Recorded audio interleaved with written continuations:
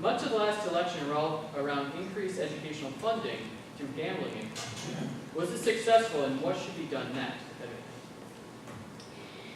I wouldn't phrase the question that way. It may or may not be accurate. I'm not sure.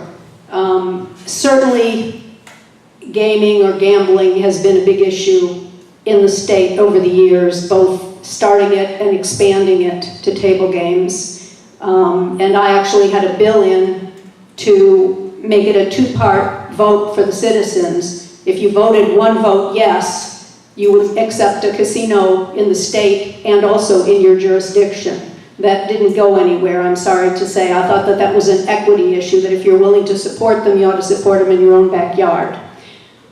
We have gambling. The citizens of Maryland overwhelmingly voted not only to have gambling, but also to expand it. It is one piece of what funds education. There are other dollars, certainly, that fund education. We fully fund the Thornton formula to bring all schools up, even poor neighborhood schools where they can't do as much with property tax. And I would continue to do that if you continue to trust me to represent you.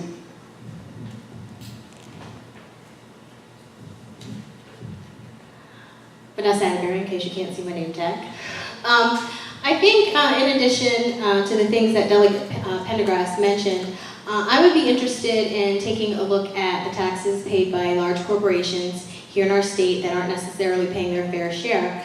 And it's estimated that that could bring in approximately $80 million. And that could certainly go towards education in our children's future, and it could certainly go towards pre-K education for our Maryland children.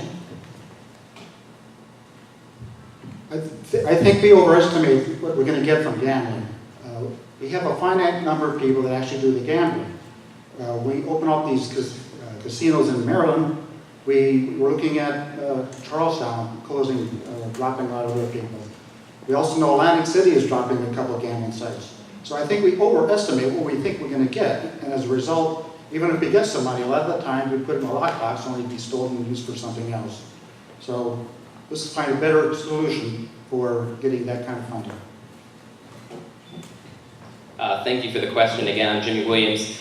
The thing with gambling, funding education, supposedly funding education, is it really doing that or not? We've actually had, the president of the State Teachers Union came out in 2012 before we as a state voted on question 7, rather or not we should add a 6th casino to National Harbor. And the State Teachers Union said that all the money that had been collected so far that was supposed to go into the Education Trust Fund was going into the fund, but the state legislature was using it to offset other general fund spending, and the net was a wash. Our schools were actually not getting any more funding. The Maryland Reporter investigated that over the summer and proved that that's what's going on. And also, too, when we got that 6th casino, the tax rates on casino owners were cut. That's the only way the existing casino owners would agree to allowing another casino in National Harbor. So now, this year, in 2014, or fiscal 2014, for the first time since gambling was legal in Maryland, the casino owners kept more money than the schools supposedly got.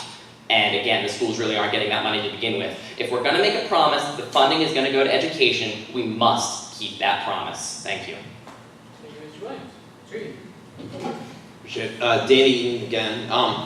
So since we're talking about education, I just want to give some more details about why VOTEC not only is great for students, but also actually can save money in terms of how we spend this stuff. So they did a study of Wisconsin's program, and the per participant cost of, when you combine government and family funding for the VOTEC program came in at $5,000. You look at the per participant cost that added between government and family funding at community colleges and colleges, universities, is $15,000. So really, I think we can provide opportunities to team up with local companies like this that lowers their recruitment and placement costs and helps them really identify good employees. And again, this finds a way to give young high school students the opportunity to graduate with a skill trade. And when we talk about companies paying their fair share, again, I just want to read this headline from Forbes magazine.